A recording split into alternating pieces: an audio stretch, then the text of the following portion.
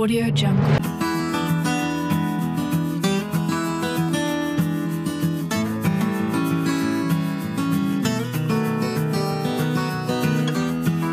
একটা মানে ভারত একটা কথার কথা বলে দিচ্ছে, কারণ কি রাসায়নিক কে আনবে?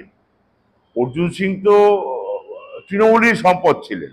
অর্জুন সিং, শুভেন্দু অধিকারী এরা তো মমতা ব্যানার্জির আশীর্বাদেই আজকে অর্জুন সিং হয়েছেন, শুভেন্দু অধিকারী হয়েছেন। তো মমতা বন্দ্যোপাধ্যায় নিশ্চয়ই এরকম কোনো চিন্তা ভাবনা করবেন না, তৃণমূল কংগ্রেস দলও নিশ্চয়ই এরকম কোনো চিন্তা ভাবনা। আর এটা তো অবাস্তব চিন্তাধারা। রাশিয়া থেকে রাসায়নিক আনছে অর্জুন সিংকে বা শুভেন্দু অধিকারী মারা যাচ্ছে, এরা কে? এরা কে? শুভেন্দু অধিকারী একটা সময় একটুখানি দলকে বিব্রত করতে পেরেছিলেন, আমার যতদূর মানে আমি মনে করি যে হালকা বিব্রত উনি করেছিলেন, কিন্তু আজকের দিনে কিন্তু সাধারণ মানুষ বুঝে গেছে শুভেন্দু অধিকারী নিজের স্বার্থের জন্য এই কাজগুলো করছেন। আজকে তৃণমূল কংগ্রেসকে ভাঙিয়ে অর্জুন সিং, শুভেন্দু অধিকারী এরা কিন্তু বহু কিছুর মালিক হয়েছেন, অনেক কিছু করে নিয়েছেন। মমতা বন্দ্যোপাধ্যায়কে মাথার উপর রেখে, মমতা বন্দ্যোপাধ্যায়ের ছবিকে সামনে রেখে এরা কিন্তু আজ অনেক কিছু করে নিয়েছেন। যা কিছু এরা করেছেন সবকিছু মমতা বন্দ্যোপাধ্যায়ের ছবিটাকেই কিন্তু সামনে রেখে করেছেন। আজকে অন্য দলে গিয়েছেন, মনে করছেন ওখানে বোধহয় বড় কিছু আছে। সেই বড় কিছু খুঁজতে গিয়ে যে জায়গাটা তৈরি হচ্ছে আস্তে আস্তে সেটা বুঝতে পারছে। সাধারণ মানুষের সাথে তো কিছু হচ্ছে না। সাধারণ মানুষ বাংলাতে খুব ভালোই আছেন।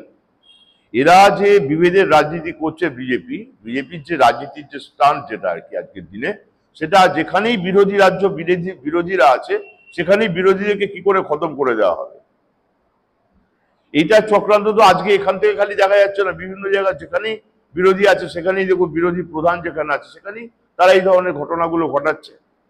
নিজেদের মধ্যে কি করে অসন্তোষ তৈরি করে দেওয়া যায় বাইরের থেকে। আজকে দেখুন এই সুশান্ত ঘোষকে, কাউন্সিলরকে অ্যাটাক করবার জন্য যারা এসেছিল তারাও কিন্তু বাইরের লোক, কেউ বিহারের, কেউ উত্তরপ্রদেশ, বিভিন্ন রাজ্য থেকে, স্টেট থেকে এখানে লোকরা আছে। এটা মানে খুব তীব্র প্রতিবাদ তৃণমূল কংগ্রেস করছেন। ববি হাকিম তো করেছেনই, বড় প্রতিবাদ করেছেন যে না, এগুলো ঠিক হচ্ছে না। তারা এখানে একটা বিহার ইউপির রাজনীতি ঢুকানোর চেষ্টা করছেন, যেটা হবে না, কোনোদিনই সম্ভব হবে না। কারণ আমাদের এখানে লাঠি হাতে দাঁড়িয়ে আছেন আমাদের দিদি মমতা বন্দ্যোপাধ্যায়। প্রিয়াঙ্কু পান্ডের নাম আমাকে বলবেন না।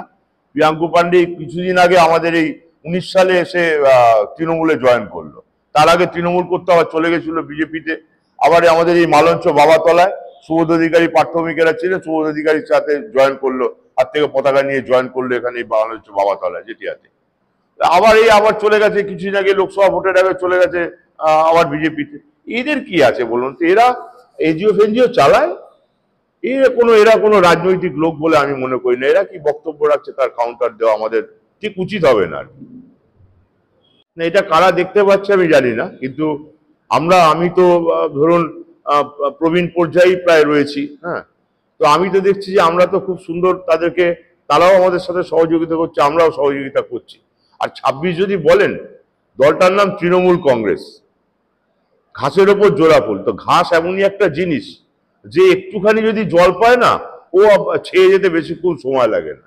তো শিকড় আজকে গ্রাম বাংলার বুকে, বিশেষ করে পশ্চিমবঙ্গে, বাংলাতে আজকে তৃণমূল কংগ্রেসের শিকড় এমন একটা জায়গায় পৌঁছে গেছে, 26 সালকে নিয়ে আমরা কোনো ভাবনা চিন্তাই করছি না। সত্যি বলছি, আমরা তো বিরোধী দেখতে, একটা উপনির্বাচন গেল, এত বড় উপনির্বাচন গেল, সে উপনির্বাচনে আমরা কোনো বিরোধী দলকে দেখতেই পেলাম না চোখের সামনে। আমাদের এখানে নৈহাটি বিধানসভা উপনির্বাচন ছিল, যেহেতু পার্থ ভৌমিক আমাদের উনি সাংসদ হয়েছেন, তেমনি এই জায়গাটা ফাঁকা হয়েছিল। সেই বিধানসভা কনস্টিটিউয়েন্সি সনদে অনেক ভোটে জিতবেন। এবার আমরা তো বিরোধী কিছু দেখতেই পেলাম না।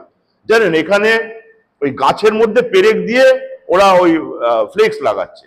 তো আমি গেলাম, আমি গিয়ে বললাম যে আমরা জেনারেলি আমাদের এই গ্রামে আমরা ইউজ করতে দিই না, মানে গাছের মধ্যে গাছকে কোনো রকম ভাবে আঘাত করতে দিই না। তো গাছের মধ্যে পেরেক পুঁততে আমি জিজ্ঞেস করলাম, ভাই গাছের মধ্যে পেরেক পুঁতছো, তোমাদের কে কে আছে তোমাদের সাথে? আমি একটুখানি কড়া ভাষাতেই বললাম যে এগুলো তোমার কে নির্দেশ দিয়েছে, তোমরা দলের কোথা থেকে এসছো? চিনতে পারছি না তোমরা। তখন আমাকে বলছে তারা যে দাদা, আমরা কোনো দল ফল করি না, আমাদের চুক্তি, আমরা একটা কোম্পানির থেকে এসেছি। কোম্পানিকে দিয়ে যারা ফ্লেক্স লাগাচ্ছে, কোম্পানির থেকে লোক নিয়ে যারা প্রচার করছে, তো তাদেরকে তো আমি ঠিক বিরোধী বললাম। সংগঠন নেই কোনো। হুমায়ুন কবির অনেকবার অনেক কিছু বলেছেন। হুমায়ুন কবির এই বলার জন্য উনি শাস্তিও পেয়েছেন অনেকবার। হ্যাঁ, তো অধীরের সাথে রাজনীতিটা করতেন হুমায়ুন কবির। তো ঘটনা যেটা হচ্ছে যে হ্যাঁ, একটা তো নেতৃত্বের প্রয়োজন আছে। তা অভিষেক বন্দ্যোপাধ্যায় সত্যিই খুব মানে সুযোগ্য নেতৃত্ব দিচ্ছেন উনি, আমরা যেটা দেখতে পাচ্ছি। ধরুন আমরা পার্টির অভ্যন্তরের লেভেলে যেটা আমরা সবাইকে বলতে পারবো না, তো কিছু কিছু জায়গা আমাদের মধ্যে সাংগঠনিক জায়গা যেটা অভিষেক বন্দ্যোপাধ্যায় যে নীতিগুলো প্রণয়ন করছেন বা যেগুলো করছেন, এতে কিন্তু দল আরো সমৃদ্ধশালী হচ্ছে। তো অভিষেক বন্দ্যোপাধ্যায় তো মমতা বন্দ্যোপাধ্যায়কে বাদ দিয়ে নয়, তৃণমূল কংগ্রেসকে বাদ দিয়ে উনি কেউ নন। আজকে দিদির আশীর্বাদ আছে, দিদি যার মাথায় হাত রাখবেন তিনি কিন্তু অনেক বড় জায়গায় থাকবেন। কিন্তু তাকে সেই জায়গাটা, আমি জায়গা পেলেই হলো না, আমাকে সেই জায়গাটাকে তো জানতে হবে কি করে আমি জায়গাটাকে ইউজ করব না মিস ইউজ করবো। অনেককে তো জায়গা দিয়েছে, শুভেন্দুকে তো এত বড় জায়গা দিয়েছিল, সেই জায়গাটা কি করলো? আজ অধিকারী পরিবারে দেখবেন 3খানা সাংসদ ছিল, এমএলএ ছিল, চেয়ারম্যান ছিল, সমস্ত কিছু ছিল, বাড়ির মেয়ে বউরা অব্দি ওখানে বড় বড় পোস্ট পেয়ে গেছিল। কি করলো তারা আজকের দিনে? হ্যাঁ, আমাদের এখানে নৈহাটিতে অনেক ভোটে জিতছে সনদে, একদম 100%, অনেক ভোটে জিতবে।